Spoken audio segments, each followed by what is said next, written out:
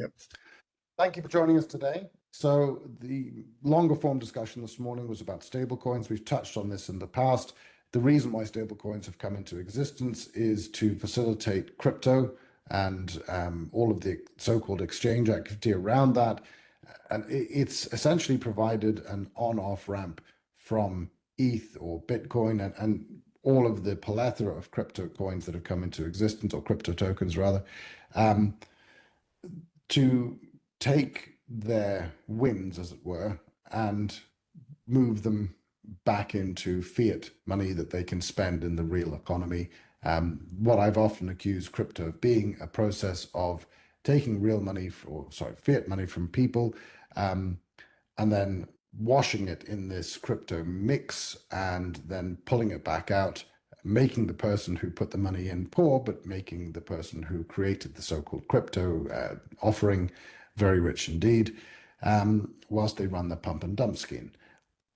The emergence of stablecoins from a perspective of institutional use fails for me on a simple base that I've never known an institution that would accept that another institution would get all of the yield on their debt instrument, which is what a fiat money dollar is.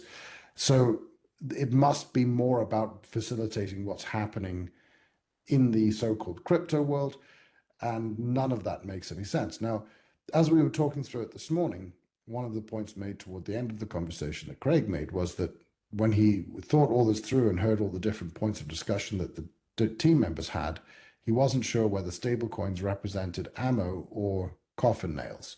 Craig, what did you mean by that? Yeah, so like it's obvious that we're being handed a bag. And I say we, like the general crypto landscape is being handed a bag. And it's nice and heavy, but I can't tell if it's ammo or coffin nails. And the reason I'm saying that is ammo is useful. You can do useful stuff with it. That's the whole point of having ammo. Coffin nails, on the other hand, there seems to be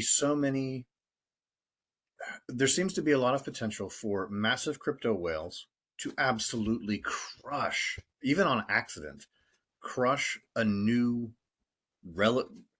and therefore small and therefore relatively illiquid stablecoin could just be totally flattened by one of the crypto whales. If that were to happen, well, you get this potential for a cascade effect that Jarvis brought up, which is you can spook people kind of quickly out of the smaller. If you get one small stablecoin that spooks people because they had a liquidity crunch, then people want to get out of the other ones too, and that could boil up to something kind of wild pretty quickly. In the regulation, the Genius Act, the Stable Genius Act, there's some good points. One of them is that it's saying these have to be backed properly. Then there's this weird thing where like they don't have to get audited. I don't see how that's useful. And then there's this other point that I was asking it in the long conversation about like what's the actual difference here between like an offering by that's just any database ledger system, kind of like what Visa does. What's the difference between that and a stable coin if the coins don't have any technical specification to them, which we view as a positive thing? The lawmakers, the policymakers are not trying to dictate technology. That's always a good thing. However, it raises the question, what's the difference between a stable coin that's a cryptocurrency and just something in a database? And Ulf homed in on that like pretty quickly. So like, I don't know, expand on that. Yeah. Typically, I guess I would expect a stable coin to not actually be based on a blockchain, but basically just be a financial instrument that you can trade for crypto in a crypto exchange, which itself isn't regulated typically. And when you are trading in the casino that is a crypto exchange, that stuff doesn't touch a blockchain unless they have an internal one. But typically it might as well just be a database. So in that sense, stable coins are not likely to be cryptocurrencies. They're just essentially an alias that will allow us to go between different cryptocurrencies and from cryptocurrencies to fiat. but they're not crypto per se. At least they definitely don't have to be. And if they don't have to be, then why not Postgres? Postgres Right. is a very famous and very good database management system. That's a hell of a lot faster than running a blockchain. So when are these even token? Like when is that gets into a fuzzy question? Probably Jarvis knows more about this, but like when is it even the case that a stablecoin's representation is just in someone's database ledger versus when is it a token, a tokenized asset that's like acting on a chain somewhere? Like where are the dividing lines? Yeah, I mean, the intention here, the spirit of the law seems to be encouraging stablecoins as tokens on chains like Ethereum, where you can use them as a denomination for smart contracts, and um, uh, it's a in a world where a lot of exchanges are centralized exchanges that distribute coins uh, as they see fit. Some proportion of which are on chain, most of which is in their database. In fact, you could well have a stable coin that is launched entirely on Binance. You can trade Bitcoin for this stable coin, trade it back, and redeem it on Bitcoin chain as Bitcoin. As for on-chain stablecoins, there was some pretense of a use case there for being able to denominate smart contracts in US dollars instead of in volatile coins whose price could change a lot in the lifetime of a smart contract. The strange thing about this regulation in trying to give more regulatory backing to cryptocurrency and cryptocurrency in America is it is giving regulatory support to one of the least useful things you could do in crypto, which is make a second stablecoin. If stablecoins were useful, USDT would have already solved these problems and made these things possible. The fact that it hasn't speaks to a recurring point here, which is that cryptocurrency, as it has been made so far, is fundamentally not useful and not able to solve the problems it was intended to solve.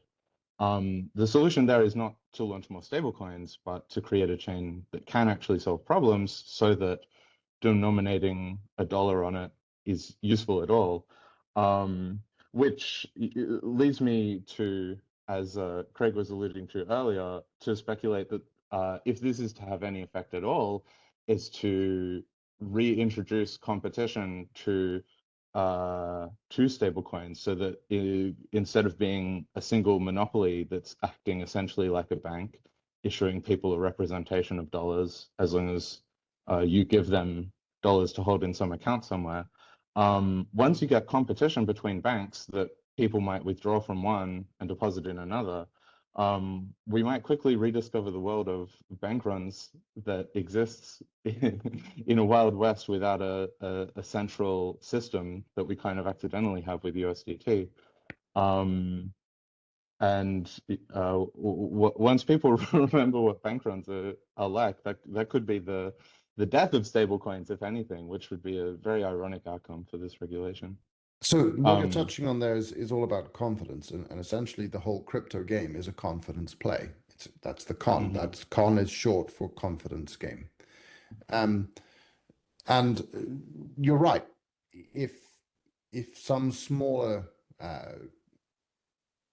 stable coins were to emerge and then get crushed in a liquidity exit. I mean, for example, Ulf talked about the drop in Bitcoin last week, and there was a sort of a movement out in what would happen to a much smaller stablecoin, and obviously it'd be crushed, and would that news then ripple out into the market, and in an industry that is entirely driven by confidence and not by any realities, what does that do?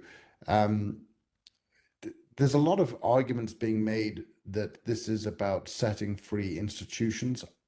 I struggle with that. And actually, I'd like to invite anybody who would like to make that argument to come and talk to us about it. Because the bit that I just keep tripping up over, like a 2 foot doorstop as you walk through a door, is, but I've never come across an institution that would let you have 4% yield on their debt instrument, their fiat money, and just say, yeah, that's fine. The point that I find somewhat alarming is that anybody sees that having access to a stable coin is worth giving that up because it's feeding into an industry that is a great big confidence game. You know, it's all number go up.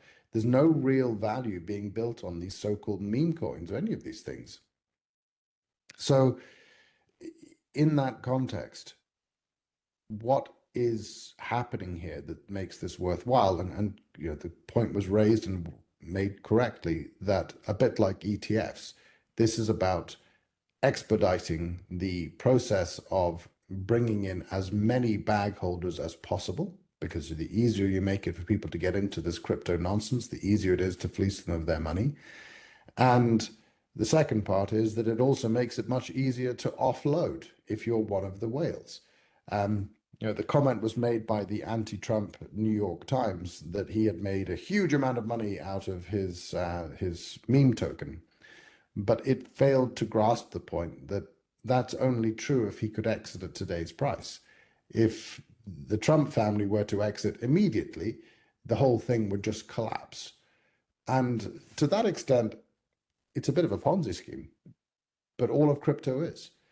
So I think the question, what we finished our long form discussion was that there were far more questions that this generated than answers that it gave.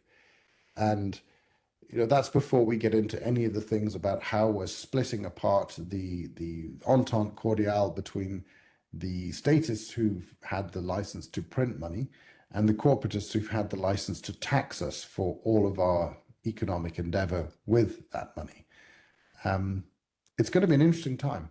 I think, you know, Bitcoin was supposed to light the way for creating a non-debasable on-chain currency that self-referential, which means it doesn't get referenced to how many dollars it buys you, but rather how many eggs it buys you, how many pens it buys you. It's self-referential, meaning that much as somebody who gets on the tube in London doesn't try to pay in dollars, they pay in pounds. And they don't then try and think, oh, well, you know, it's £1.50 to go from here to the next stop. That's actually $2.4. Nobody does that. So the questions coming around stablecoins and this huge influx of money into them, at the same time that nobody really took the proof of concept of Bitcoin and turned it into something that really worked. I mean, Litecoin tried different aspects of it. BSV have tried different aspects of it, but they've ultimately run into a litany of issues that make it very hard for them to emerge beyond their beginnings. We've done something from scratch with the Gaju. It's the only open global currency that delivers the vision that was originally proposed in the Bitcoin white paper, a peer-to-peer electronic cash system. The Gaju is a peer-to-peer electronic cash system for the interplanetary human species and the next 5,000 years. And with that, thank you.